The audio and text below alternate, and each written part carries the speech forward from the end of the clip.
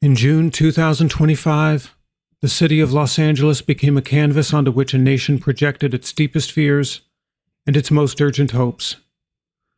Protests erupted. Federal troops were deployed. Politicians clashed in public and on social media.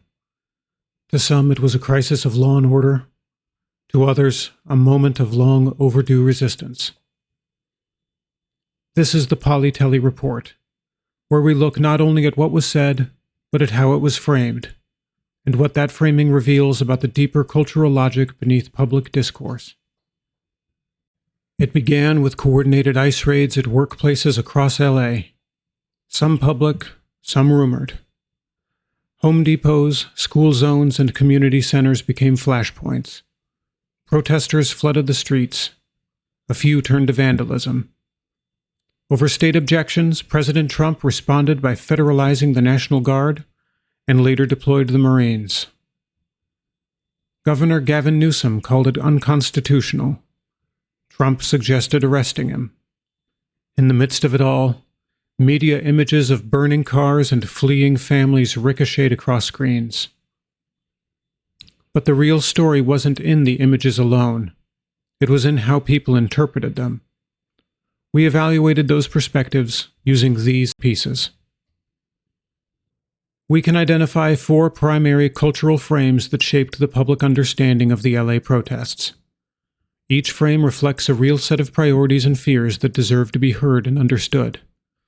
Each comes with its own worldview, priorities, and emotional vocabulary. The first frame is law and sovereignty. This frame saw the protests not as civil disobedience, but as defiance of national legitimacy. Writers like Rich Lowry in National Review argued that sanctuary cities had created zones of lawlessness.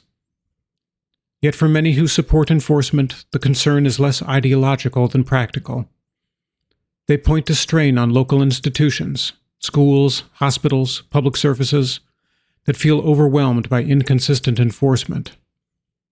They argue that clear, enforceable laws are the foundation of civic trust, and that failure to uphold them can erode faith in public systems.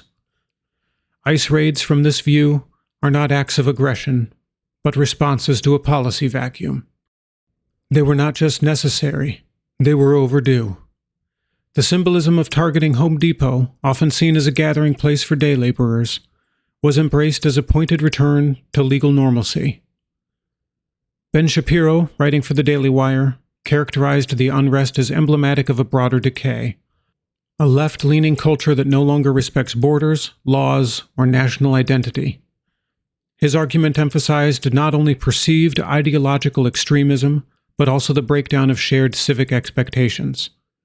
In his framing, protest actions that result in property destruction or disrupt daily life signal a dangerous tolerance for disorder, enabled by leaders unwilling to reinforce social norms.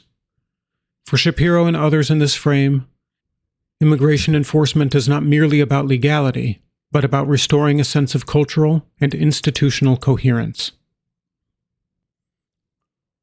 The second frame was resistance to oppression. In the Los Angeles Times, Gustavo Arellano painted a very different picture. A city being baited into destruction. The military of LA wasn't a response to violence, he suggested. It was the provocation itself. The enforcement actions in this frame are not neutral policy tools, but political theater, meant to stoke unrest, delegitimize sanctuary policies, and energize a national base. Protesters, especially immigrant communities, were reacting to what they saw as the true target of this performance. Not criminality, but identity.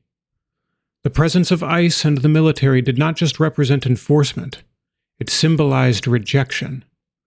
For many, it evoked generational trauma and signaled that their lives were not seen as fully American, that their contributions, families, and futures were provisional, contingent, and invisible.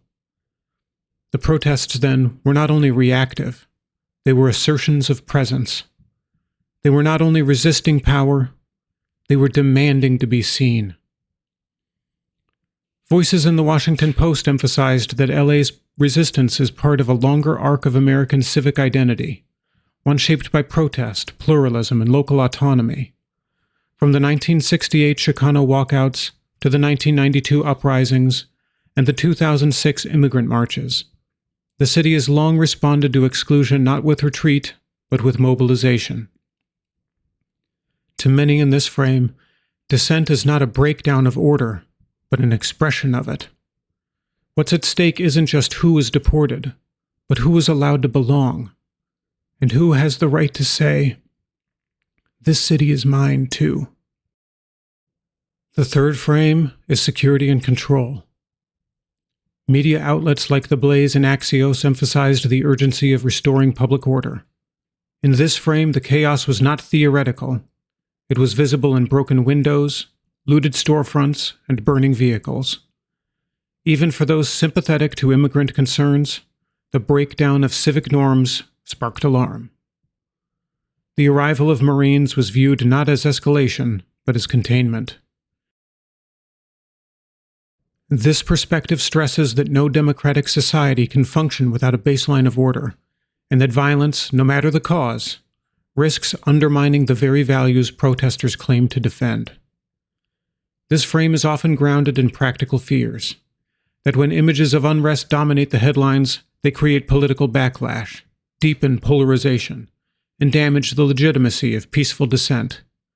For these observers, protest is valid, but must be bounded by respect for property, law enforcement, and community safety. Those who hold this view often do so from lived experience. They've seen neighborhoods unravel under stress, ambulances delayed, small businesses shuttered, trust in local governance eroded. For them, order is not an abstract ideal. It is a condition for dignity, security, and participation. Yet even within this frame, there is tension. The recognition that too much force, too quickly applied, can harden the divisions it seeks to resolve. The fourth frame was the politics of imagery.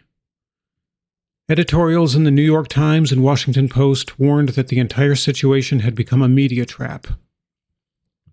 This frame views the crisis not only through legality or justice, but through optics. Protesters waving foreign flags or damaging self-driving cars gave the administration ready-made material for campaign reels. As the Post noted, Trump wasn't just enforcing policy. He was staging conflict for political gain. In this view, images are not just evidence, they're weapons. And those who resist must think tactically as well as morally. Gustavo Arellano, for instance, urged Angelenos to rebel smarter, warning that chaotic imagery would only serve the Trump administration's aims. From this perspective, what appears to be spontaneous outrage can easily be recast as criminality, undermining the very cause it was meant to defend. This frame also draws attention to how modern media ecosystems flatten nuance. Clips are taken out of context, visuals dominate headlines, and both sides of a conflict increasingly speak in symbols, not specifics. The flying of a flag, the toppling of a statue, the uniform worn in a viral video, these elements are edited, reshared, and reinterpreted endlessly. Within this dynamic, control over the narrative can matter more than control over the facts. To those who hold this view, the stakes are not just reputational, but existential. If the story told about a community is one of chaos, it can justify repression. If the story told about enforcement is one of righteous control, it can obscure harm. Narrative, in this sense, becomes a form of power, wielded not only by institutions, but by anyone with a camera and a following. The fault lines between these frames are not just political, they're linguistic. Words like riot, insurrection, crackdown, or sanctuary carry vastly different meanings depending on the speaker. Lawlessness may refer to graffiti and blocked traffic, or to a president flouting constitutional norms. Even immigrant becomes unstable. To some, it connotes heroism. To others, illegality. Too often, the loudest voices don't speak to each other. They speak past each other. One side shows images of vandalism. The other counters with stories of deported families. The goal isn't always persuasion, it's affirmation. It's easy to slip into performance, especially when fear or grief is close at hand. But real dialogue asks more. It asks for the patience to hear someone else's logic, and the humility to question our own. And though these moments are harder to find, they do exist, often in smaller circles, away from the spotlight, where the stakes feel human rather than symbolic. In a discourse so saturated with performance, it is worth remembering that we are not symbols. We are human. And the true stakes of these struggles lie not in narrative victory, but in the lives shaped by what comes next. If we set rhetoric aside, we see that each frame emerges from real, deeply felt fears. That one's country is slipping away, that one's family could be taken at any moment, that society is breaking down, that no one is telling the truth anymore. But we also find values, principles that shape how people see themselves, their communities, and their obligations. The value of enforcement is rooted in the belief that order enables freedom. The value of resistance is grounded in the belief that dignity cannot be granted, it must be affirmed. The value of stability protects what has been built. The value of dissent insists on what still needs to change. Each frame expresses a vision of what it means to be safe, respected, and whole. It is a reminder that our values may diverge in priority or emphasis, but they stem from the same human desire: to live peacefully in a nation that protects and reflects the people within it. These aren't just abstract positions. They are rooted in memory of past uprisings, broken laws, shattered families. And they're shaped by geography. The distance between a protester's chant and a policymaker's decision is long and growing. So how might we speak differently? It begins with good faith. We may not agree on what enforcement means, whether it's a defense of order or an act of aggression, or what counts as peaceful protest, or what separates a crime from a cry for help. But we do have a responsibility to engage each other's definition sincerely. Too often, arguments are won not by persuasion, but by distortion, by twisting opposing views into their most extreme form, by exhausting the other side in semantics and contorted hypotheticals, and by framing disagreement itself as proof of bad faith. Taking the opposing frame seriously does not mean agreement.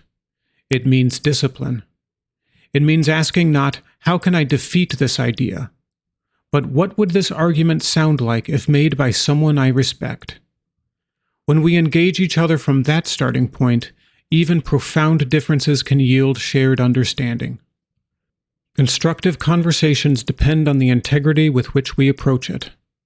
We must resist the urge to weaponize language and instead ask, what truth is this person trying to name, even if I would name it differently? It also means resisting emotional shortcuts. Righteous anger cannot replace strategic thinking, and defending national laws must not mean discarding human nuance. Laws exist to protect people, after all, and are not intended to hurt them.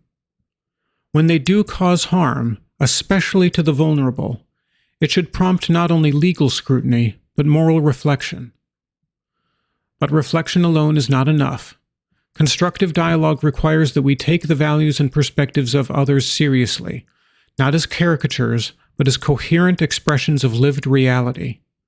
Dismissing a neighbor's concern about lawlessness as racism, or a protester's call for justice as anarchy, closes off the very empathy that makes democracy possible. A society's character is revealed not in how strictly it enforces rules, but in how carefully it listens to those affected by them, and in how earnestly it tries to understand those it might otherwise oppose. Constructive conversation might begin with shared questions. What should a humane immigration policy look like? What risks are we willing to take to uphold it? What does real safety mean? For whom and what cost? And perhaps most importantly, what kinds of images should guide us? Is the burning car the story? Or the woman crossing a street with her child, unsure if she'll make it back home? Should we consider for a moment both? Not to dilute the urgency of either, but to allow space for complexity. The more we insist on one image, the more we risk losing the humanity in the other. Los Angeles has always been more than a city. It's a symbol, a collision of worlds. Latin America and Hollywood, protest and reinvention, suffering and spectacle. In this moment, it asked America a hard question. Not just about borders or laws, but about belonging. And like all great cities, its answer was messy, human, and unfinished. In times of national strain, cities like Los Angeles become mirrors. They reflect not just our divisions, but our mutual desire to be safe and part of a country that practices the ideals that it stands for. We will not always agree, but if we can learn to name our fears without vilifying the fears of others, the conversation need not always end in fire. This is the Polytely Report. Thank you for watching.